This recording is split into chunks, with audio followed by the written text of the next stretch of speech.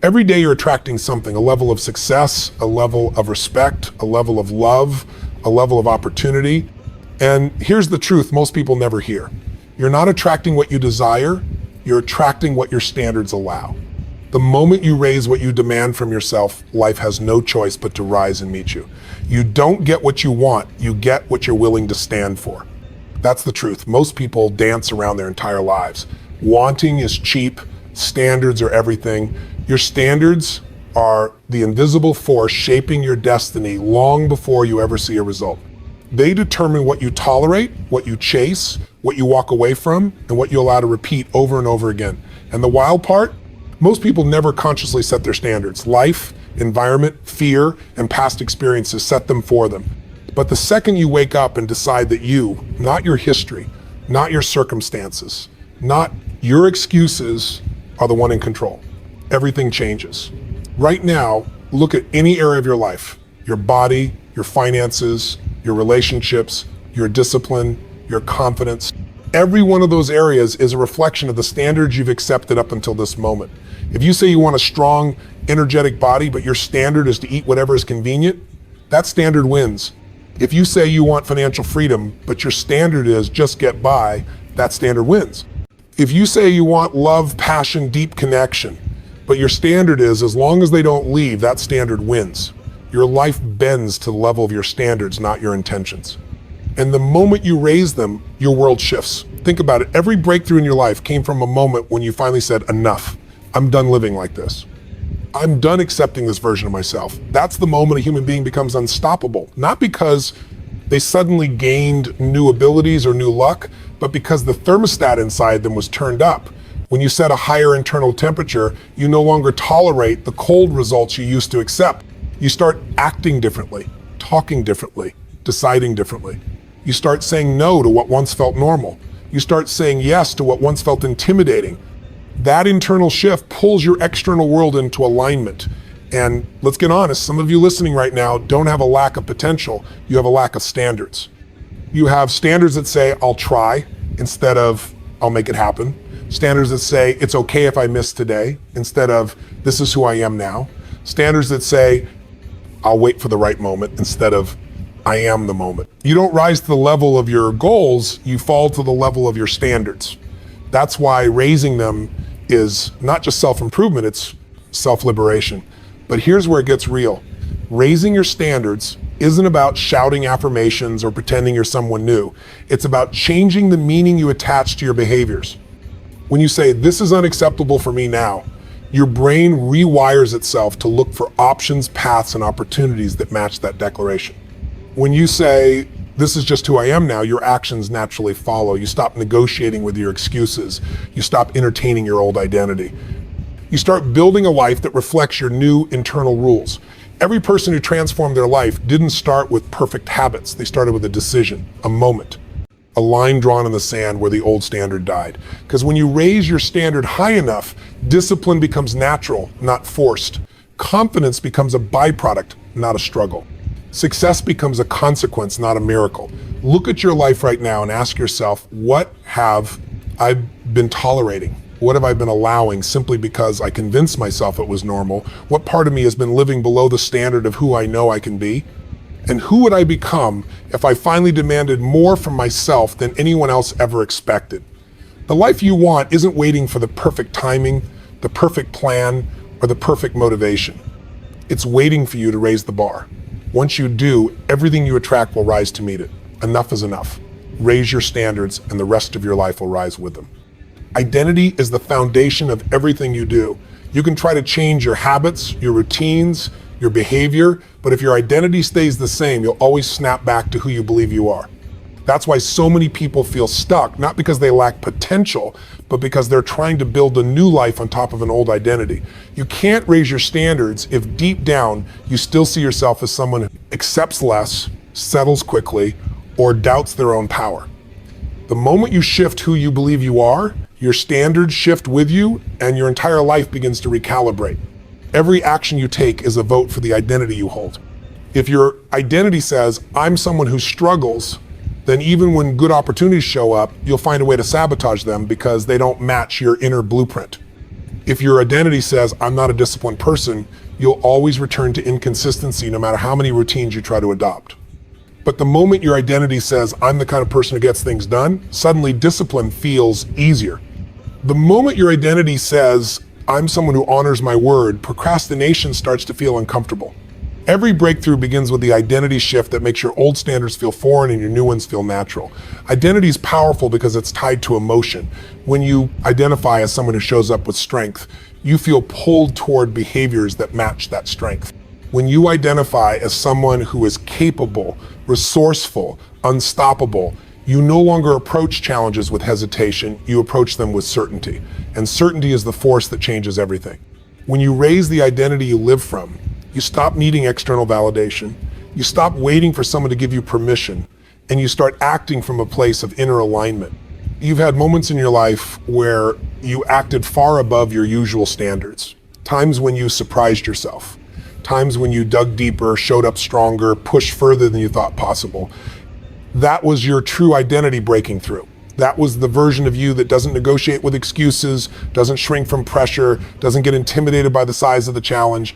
And the reason it felt so powerful is because it was real. It was who you actually are without the limitations you've been conditioned to carry. Identity isn't formed overnight, but it's shaped in moments. Moments where you decide what you're no longer willing to accept. Moments where you choose a higher path even when it's uncomfortable. Moments where you look at yourself honestly and say, I'm meant for more than this. Every time you act in alignment with that higher identity, you reinforce it. Every time you make a decision that reflects your potential rather than your past, you strengthen it. And when that identity becomes your new normal, your standards rise automatically, because anything less than that feels wrong. You can raise your standards without willpower when your identity demands more from you. When you become someone who values excellence, average doesn't satisfy you anymore. When you become someone who values growth, stagnation feels suffocating. When you become someone who values self-respect, toxic environments and low energy relationships no longer have a place in your life. It's not effort, it's alignment. You're not forcing yourself to be better. You're living as the person you've always known you could be. The real question isn't what do you want? The real question is who do you need to become in order to attract what you want? Because the life you're seeking is already aligned with a certain identity, a stronger, clearer, more powerful version of you. That version of you already has higher standards. That version of you already makes decisions with conviction. That version of you already lives with intention and refuses to settle. When you step into that identity, life meets you there. Opportunities that felt out of reach suddenly feel within your grasp. Goals that once seemed impossible begin to feel inevitable. Your identity is the gatekeeper of your standards.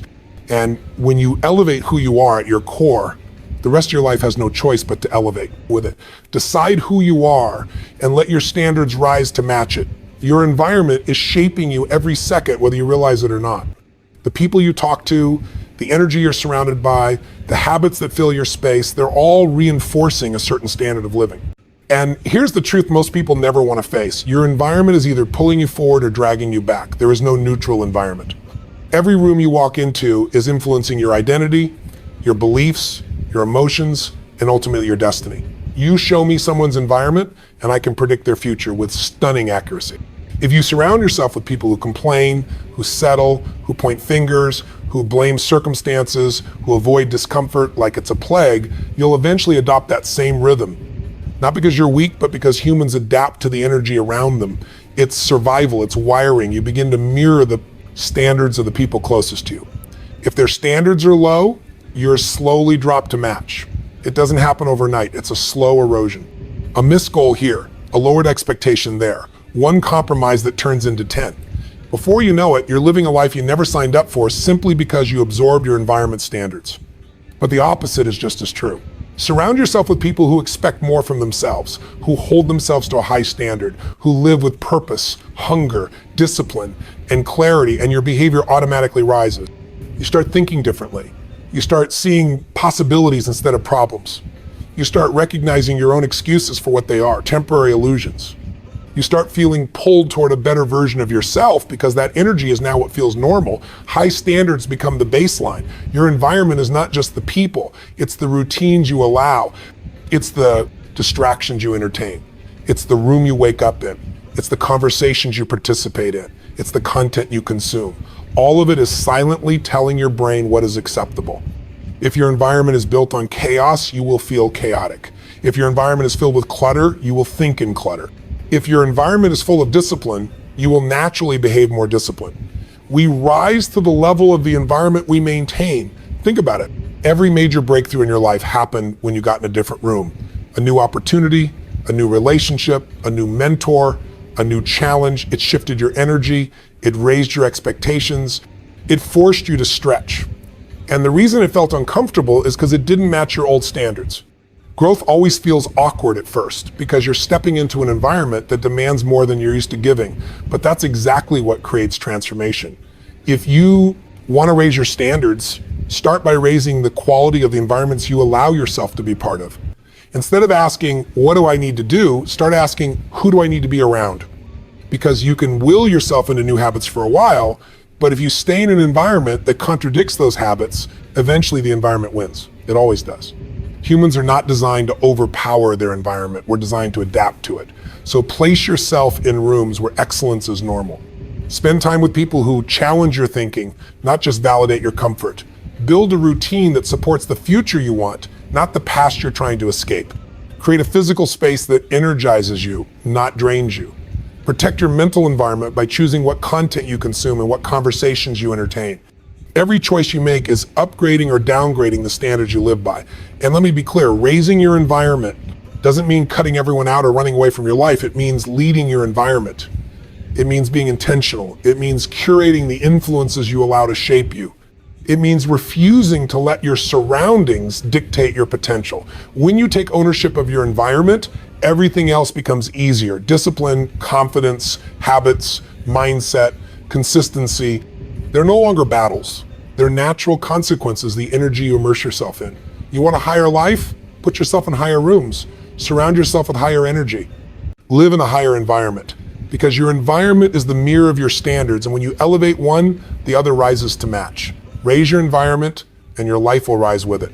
Pain is one of the greatest teachers you will ever encounter. But most people spend their lives running from it, hiding from it, numbing it, denying it, pretending it doesn't exist. They don't understand that pain has a message, a purpose, a direction. Pain is the alarm system of the soul saying, this is not who you are. This is not the standard you were meant to live at. Every time you feel that ache inside, that frustration, that disappointment, that heaviness, it's not life punishing you, it's life pushing you. It's life trying to wake you up to something greater. But the problem is, people settle for the pain they know because they fear the uncertainty of change. And here's the truth. Transformation doesn't begin when you're comfortable. Transformation begins when you get tired of your own excuses, when you get tired of your own patterns, when the pain of staying the same finally becomes greater than the fear of changing. That's the breakthrough moment. That's the line where the old life ends and the new one begins. Not because everything around you suddenly improved, but because you raised your standards so high that staying where you were became impossible. There's a different kind of pain that fuels greatness, the pain of refusing to settle. That pain hits you when you know you're capable of more, but you're not living it yet. When you look at your life and say, I'm grateful, but I'm not fulfilled. I'm surviving, but I'm not thriving. I'm comfortable, but I'm not alive. That internal tension isn't a problem. It's a sign that your standards are rising. It's a sign that your soul is demanding more from you. Pain becomes power when you stop blaming it and start using it. When you stop seeing it as something that holds you back and start seeing it as something that sharpens you. Every person who has ever transformed their life has done it not by avoiding pain, but by harnessing it. They used heartbreak to raise their standards in relationships. They used failure to raise their standards in discipline. They used rejection to raise their standards in self-belief. They used embarrassment to raise their standards in preparation. That's how champions are built. They don't crumble in pain, they convert it. But listen carefully, pain alone won't change you. You know that. You've been hurt before. You've been frustrated before, you've been stuck before. That alone didn't shift your life. What creates transformation is the meaning you attach to pain. When something hurts and you tell yourself, this is proof I'm not enough, the pain destroys you. But when something hurts and you say, this is proof I need to demand more from myself, the pain transforms you. Pain is a signal that your standards and your reality are out of alignment. And you get to decide which one changes. Most people lower their standards to match their reality because it's easier in the short term. It avoids discomfort, avoids confrontation, avoids effort. They settle, they shrink, they justify. They say things like, maybe this is just how life is, or maybe this is all I can get, or maybe I'm asking for too much. They use pain as a reason to stay small. But a different kind of person, the kind of person you're becoming, does something far more powerful. They raise their standards to match their potential. They use the pain as a line in the sand. They say, no more. I'm not living like this. I'm not thinking like this. I'm not acting like this. I'm not accepting this. That declaration alone can shift the trajectory of your life. Because once your standards rise, your behavior has to rise, your choices have to rise, your discipline has to rise. Pain becomes fuel for growth instead of evidence of limitation. Think about the moments in your life that made you better. Really think about them. They weren't the easy moments. They weren't the comfortable ones. They weren't the times when everything went smoothly. They were the moments you were frustrated, broken, exhausted, disappointed, scared. Those moments forced you to look inward. They forced you to rebuild. They forced you to elevate who you were. And now, years later, you can look back and say, that was